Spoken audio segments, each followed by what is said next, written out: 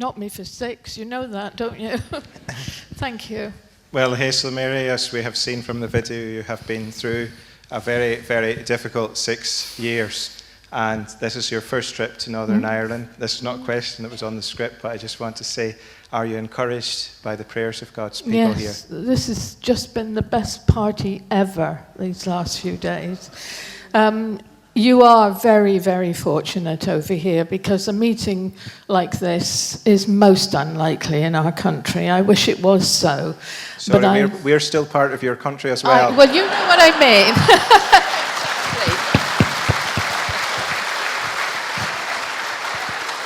Well, see, I'm from Cornwall, and Cornwall considers itself a separate country.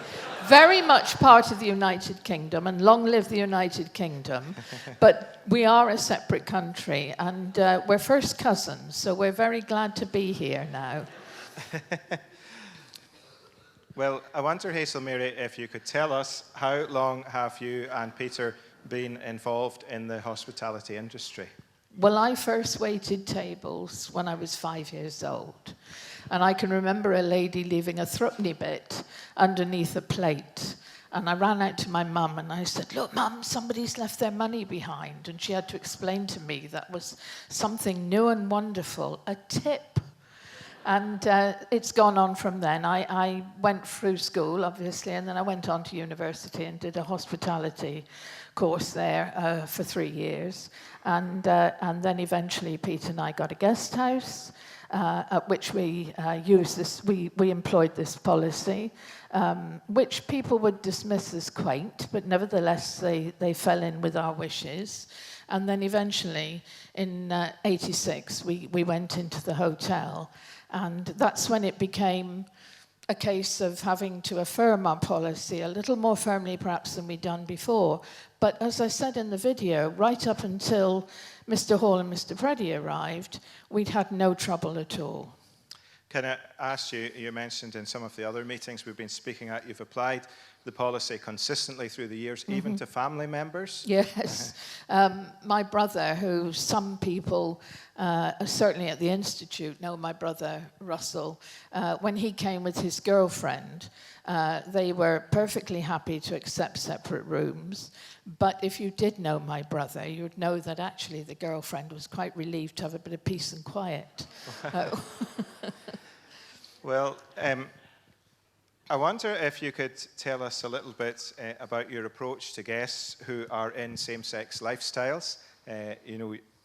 It's claimed that you refuse to have anything to do with them, but I know that that's not correct.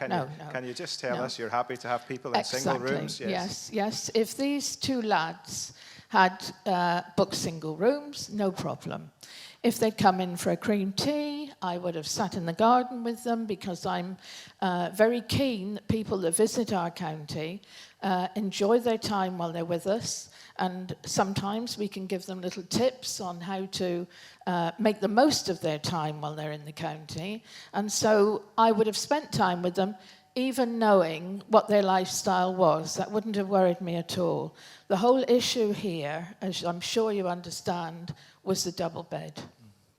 You even have opportunity to share the gospel with guests and to talk to them about Christian things and encourage them. It's a hotel run by Christians, not a Christian-run hotel. A Christian hotel as such, as you and I might understand a Christian hotel to be.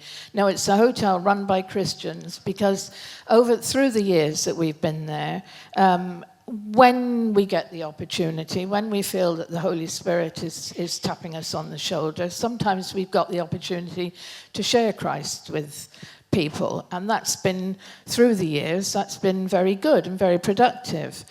In fact, after the trial, we had, as has already been mentioned, we had this enormous wave of public support. We've had over 6,000 letters, and I stopped counting after 650 emails, and we've had 32 against. So you work it out. And one of the ones that came in was from a former member of staff, a chambermaid, who told us that she was now a believer, she was married, and she'd married a believer, she was in a Bible-believing church, her children went to Sunday school, and she said, I have to tell you that my journey to Christ started from overhearing conversations at the hotel. So we just don't know, do we, where something's going to lead. So, and we'd never have found that out if we hadn't had to go to court in the first place. Yeah, well, talking of going to court, I wonder, can you tell us what happened when Mr. Hall and Mr. Preddy arrived, just the lead up to that, and what happened on the day? Well, unfortunately, my part in it began the night before, because Mr. Preddy telephoned, and I'd gone to lie down because I suddenly wasn't feeling very well. And Pete, who, by the way, I would apologise for because he badly wanted to be here with us this evening, but he's not a well man, and he just said, I've got to have an evening of rest, so wasn't able to come tonight. Pete had gone down the garden to feed the chicken, and Bernie, our chef, who's also my cousin and a brother in Christ and lives with us and works with us, he was dealing with the visitors. And the phone went, and I thought, oh, I better go and answer this. It might be money. And so I took the call. And it was a guy asking if he could book a double room, and we talked it through. I was very careful to take his credit card number. We talked about the fact he was bringing a dog, because I love dogs. So that was settled. I put the phone down, and suddenly Bernie appeared. And I said, oh, Bernie, I've done something dreadful. He said, what's that? I said, I've just let a double room, and it was our last room. And that's crucial, because when they did show up, we couldn't offer them any other accommodation. Not that they'd have taken it, I dare say, but still. That was our last room, and I said, I've just let room 9 to a guy, and I forgot to ask if it was for a married couple, which, as I said, we've always got this very gentle script that we employ. And he said, what was the name? So I said, Mr. Preddy. He said, don't worry. And Mrs. Preddy rang up this afternoon and asked if we took dogs. So I said, great, there was a dog. And so I toddled off to bed, thinking the married couple were going to show up the next day. And of course they didn't. So Bernie was the one that actually asked them, explained politely to them that they couldn't stay. Oh, you want me to go on a bit further? They toddled off from there. They went straight to the police station. They reported us to the police, and the police now, we have a record because we've gone on a police record as being guilty of a non-violent hate crime. The police then kindly found them alternate accommodation, so they've obviously turned into tour guides all of a sudden. And when they did ring up, I have to say, when the police did ring up, they were more concerned about whether or not we'd returned the deposit, which of course we did immediately. And that was that. And then it kind of drifted on, and then we had this correspondence from Stonewall, and then eventually it came through that we were going to be prosecuted. Well, obviously, most people tonight are aware that during that legal action, the Christian Institute were supporting you and giving legal representation. But can you tell us how you first got in touch with the Christian Institute, how the contact was made, please? Gladly. This particular summer, the Christian Institute had been down to our church in Cornwall on deputation. And my parents came back that evening very excited about it and gave me some of the literature, which I briefly read and put to one side. 3 years later, one of our very Cornish elders at the church said to me, he's with the Lord now, but he prophetically said to me, here's the Christian Institute's business card. And in Cornish, he said, I got a feeling, mate, you're going to need this before too long. Well, little did he know. And when this all began to happen and began to roll along and gather strength, I thought, well, maybe I'll give them a ring. So I did. It was a cold call. I simply dialed their number. I had no idea who I was going to be put through to. The lass that took my call was very sweet and polite and put me through to their in-house solicitor, who actually had only been with them a matter of days. And I come on the phone full of all this grief and worry and what have you. We talked it all through, and then at the end of it, he reassured me that they would stand by my side and see us through from the beginning right to the end, whatever that involved. So then on top of all the sensible advice he'd been giving me, he then had to deal with a blubbering, weeping woman 400 miles away from him, because it was just like an amazing burden had been lifted from my shoulders. And of course, the reaction was I broke down and cried.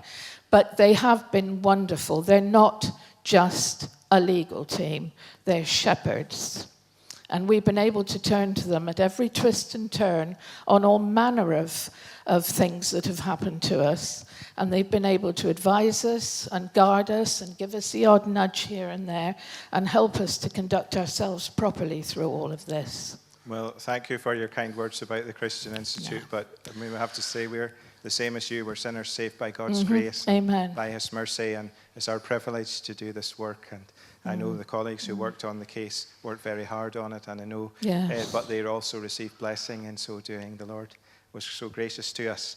Obviously, we know, most people will know the case went through the courts, the county court, the high court, the Court of Appeal, the Supreme Court, and in the end, a panel of judges split 3-2 against you on one of the key points of your case. Baroness Hale, who was the lead judge that ruled against you, has since giving her verdict, has since suggested that the law in the United Kingdom could be better amended to protect freedom of conscience. She stated that publicly. What would you say to Baroness Hale about that if you had opportunity?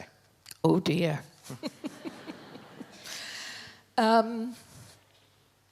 My first reaction was they had, I believe, 15 months between the High Court hearing and when we were called to the Supreme Court.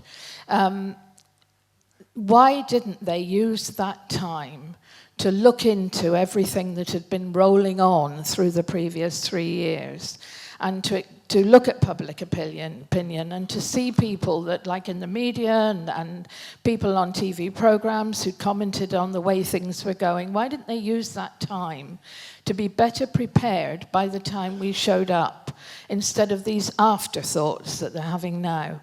But on the other hand, I have to say, I am glad that they're having second thoughts, especially with what's going on here in the province. And there are people in England who are praying for you earnestly because we are hoping that you'll have some success over here to stop this terrible tide that's now coming against us all. So you're not alone in this. I can speak for a fact that I get a lot of correspondence and people are saying, look what's happening in Northern Ireland, let's pray.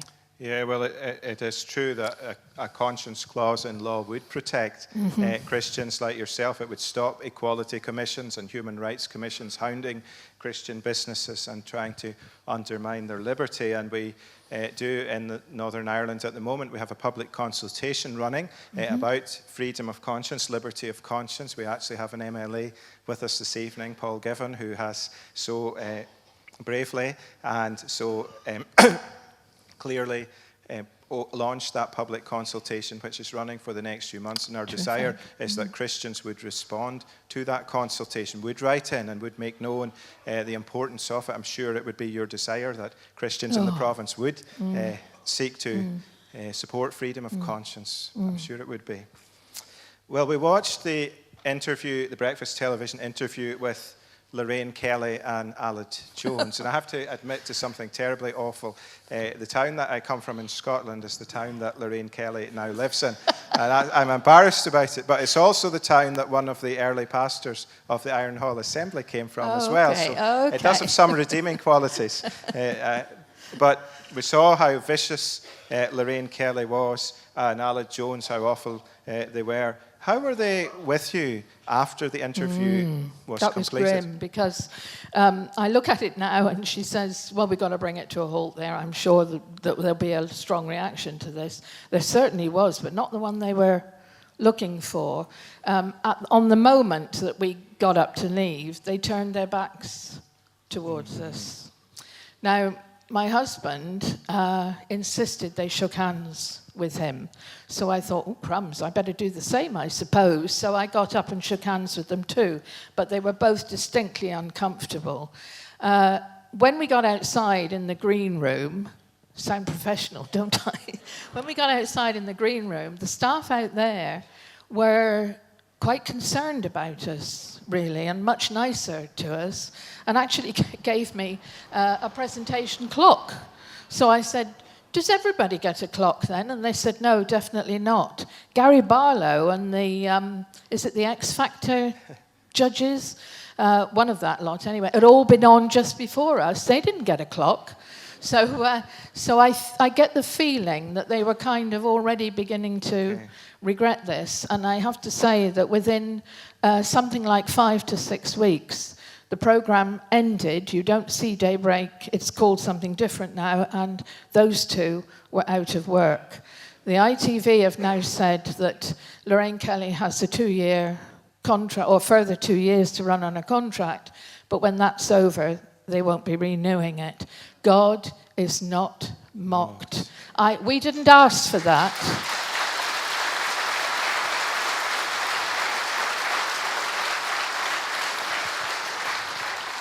We didn't ask for that because we're not in the revenge game, are we? But when it happened, I was in awe because I realized that God had seen it all and was taking note. I'm the apple of his eye, and he wasn't going to have me upset like that. Well, listen, you know, you've touched on it already, but in all this game, we're not about hating people. No. We're not about triumphing over their disappointments in life. And, you know, our desire is for the Equality Commission, the Human Rights Commission, for Mr. Hall and Mr. Preddy, for Stonewall, for the judges involved. Our desire is not that they be downcast. Our desire is that they would know salvation and forgiveness of their sins, just as Christ has forgiven us. Isn't that right? Yep. Well, when the case went into the media, you entered the limelight, and that turned Chai Morfa into a target for some unpleasant behaviour. I wonder if you can tell us some things that happened to you and to your property whenever the case went in. You've heard about the death threats, and also we have a driveway, a private driveway to the house, which is about 120 yards long, I suppose, and it's tree lined, so it can be quite dark. Well, they demolished all the drive lights down through the driveway. We had a substantial wooden staircase down onto a private beach at the bottom, which was very popular with the visitors, as you can imagine. And they had 3 cracks at that, but they eventually destroyed that. They slashed tyres on cars parked outside. They loosened the wheel nuts on my husband's car, and I didn't like that. That was a little bit too close, really. And then the worst one of all for me personally was we haven't just upset the homosexuals. We have a strong satanic movement in our end of Cornwall. And of course, we've upset the Satanists as well because we've made such a public stand. Not one of our making, it's just the way it's kind of rolled on. And they nailed a rabbit to a gatepost into the property. And unfortunately for the Satanists, for it to have real power, the rabbit would have been alive when they did it. So, and I was upset after that, and I know the police were, but what can we do? We call the police every time so that it's all logged. But I agree with them, there's very little they can do because they never catch anybody at it. Yeah. Well, can you tell us about how the tourist board responded to you in relation to your business? Yes, technically we can't advertise, and we can't advertise, which makes life very difficult if you're running a business. The English Tourist Board is a quango in our country, which, I'm doing it again, aren't I? A quango back home, which runs the inspection scheme, and they're the only ones running the inspection scheme. And if you're not inspected by them, and they kicked us out when they found that our policy was contradicting theirs, The inspection scheme means that and we had a really good grading with them too. We were 3 stars with them, and we'd had that for the best part of 28 years. That means that you can't go in the best magazines or advertise on the most lucrative websites.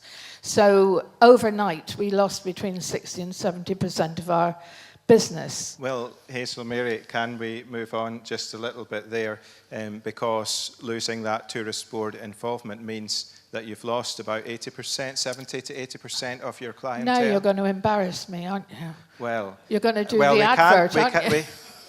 We can try and resolve that. There must be 500 people in this room, plus many more in the foyer, plus over 130 in the room at the back. There's a live link to.